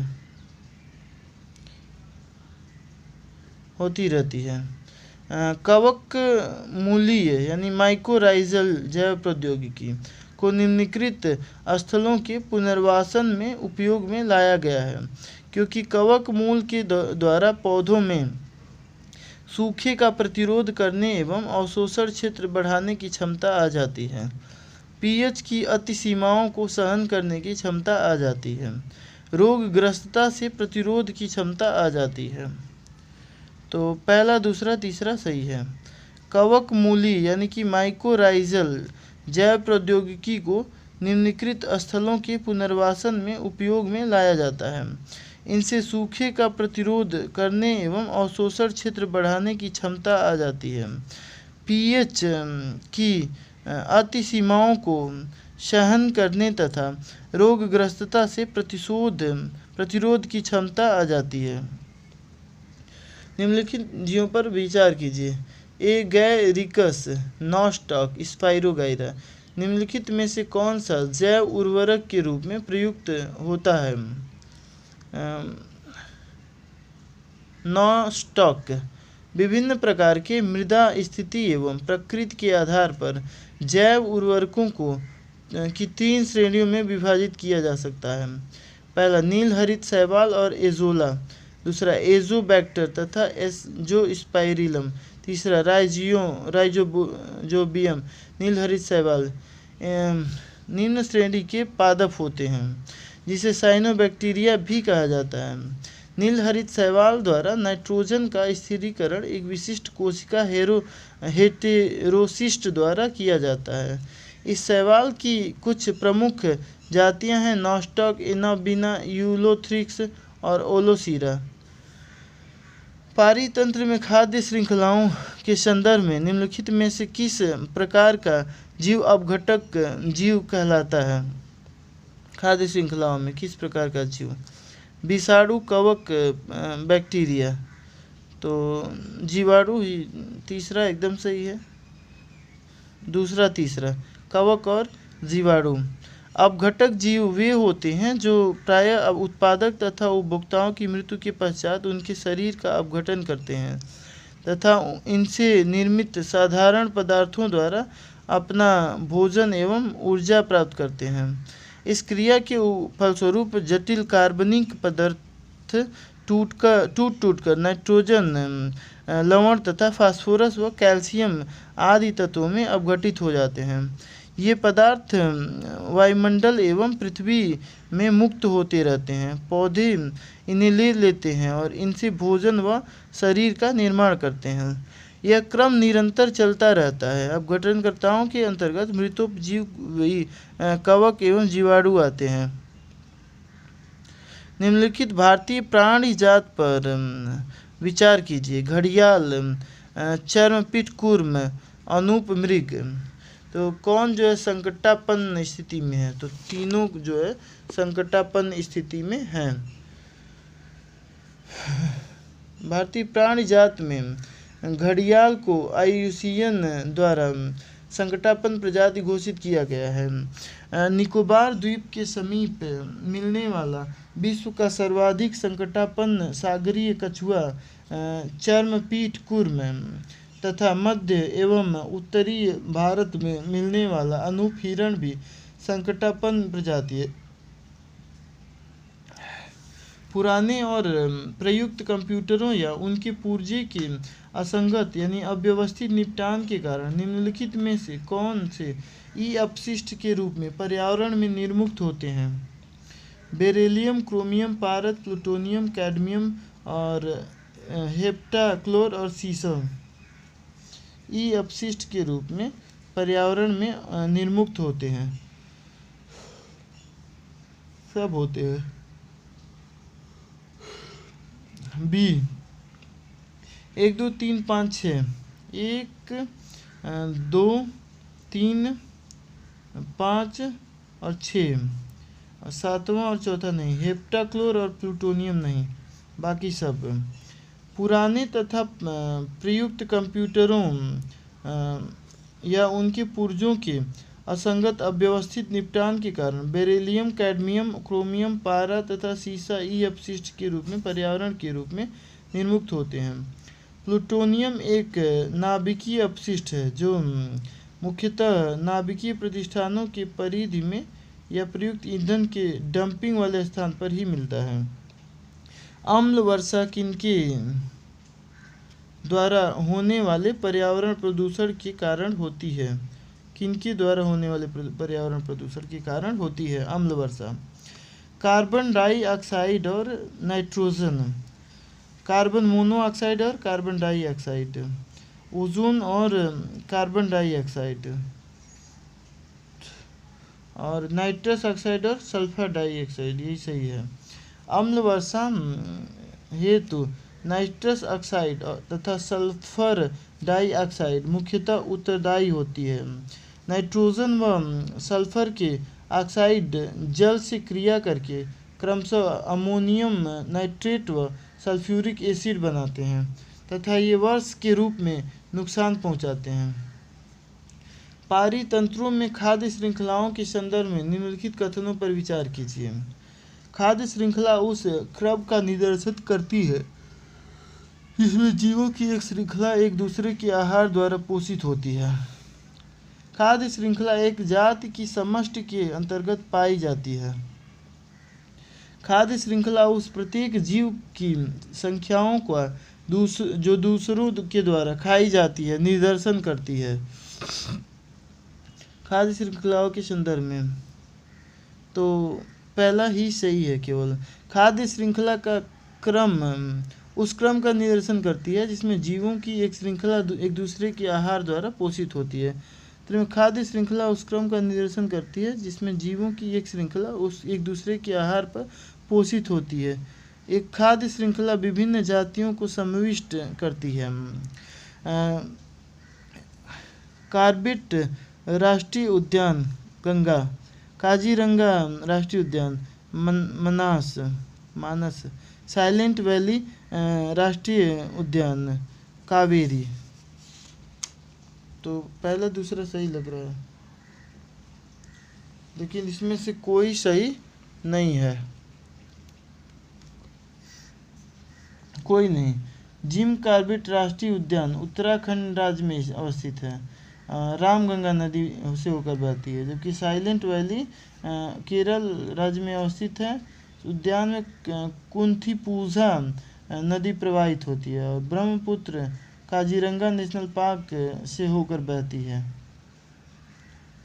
निम्नलिखित राज्यों में से किनमें सिंह पूंछी वानर मेकॉक अपने प्राकृतिक आवास में पाए जाते हैं? तमिलनाडु, केरला, कर्नाटका, आंध्र प्रदेश।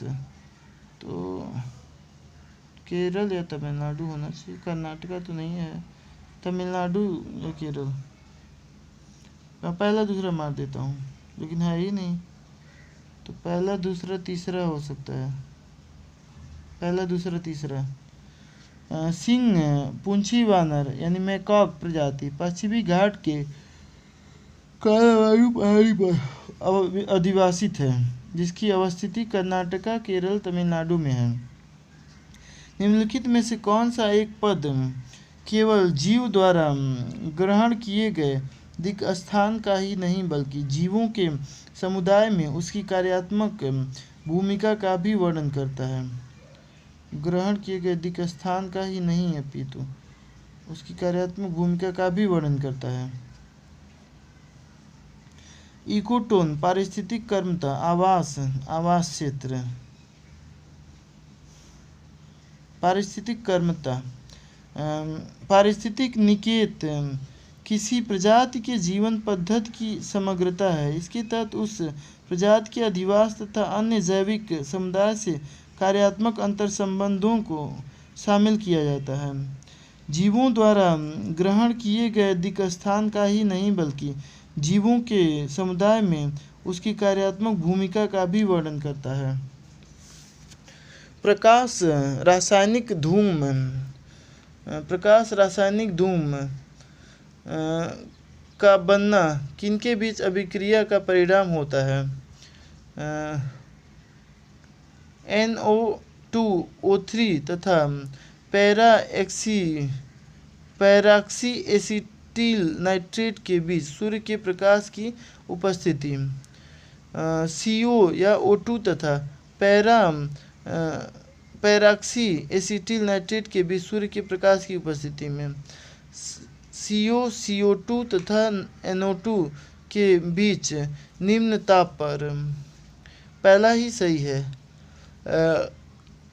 NO2O3 तथा पैराक्सीएसिटिल नाइट्रेट के बीच सूर्य के प्रकाश की उपस्थिति में प्रकाश रासायनिक धूम्र का निर्माण होना NO2O3 तथा पैराक्सी एसिटिल नाइट्रेट के मध्य सूर्य के प्रकाश की उपस्थिति की अभिक्रिया का परिणाम होता है। नाइट्रोजन ऑक्साइड सूर्य के प्रकाश की उपस्थिति में पारस्परिक क्रिया कर नाइट्रोजन डाइऑक्साइड, ओजोन तथा पैराक्सिल एसिटाइल नाइट्रेट उत्पादित करते हैं, जिन्हें सामूहिक रूप से प्रकाश रासायनिक स्मोक या धूम कहते हैं। ये पौधे के लिए अत्यंत हानिकारक होते हैं। निम्नलिखित पर विचार कीजिए। तारा कछुआ, मॉनिटर छिपकली, वामन सुअर, स्पाइडर वानर निम्नलिखित में से कौन से भारत के प्राकृतिक रूप से पाए जाते हैं? पहला, दूसरा, तीसरा। तारा कछुआ, मॉनिटर छिपकली और वामन सुअर।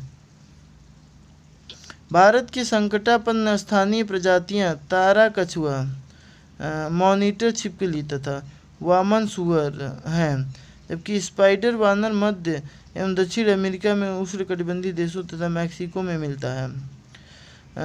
पारितंत्र की घटती उत्पादकता के क्रम में उनका निम्नलिखित में से अनुक्रम बताइए। घटती उत्पादकता क्रम में महासागर, झील, घास स्थल, मैंग्रोव, महासागर, घास स्थल, झील, मैंग्रोव, घास स्थल, झील, महासागर। पारितंत्र की घटती उत्पादकता के क्रम में उनका सही अनुक्रम है मैंग्रोव, घास स्थल, झील और महासागर। निम्नलिखित में से कौन से भारत के कुछ भागों में पीने के जल में प्रदूषक के रूप में पाए जाते हैं? पीने के जल में प्रदूषक के रूप में पाए जाते हैं आर्सेनिक, हाँ बिल्कुल, और सर्बिटॉल भी, बाकी नहीं पता है मुझे, पहला दूसरा इसमें दिया नहीं है।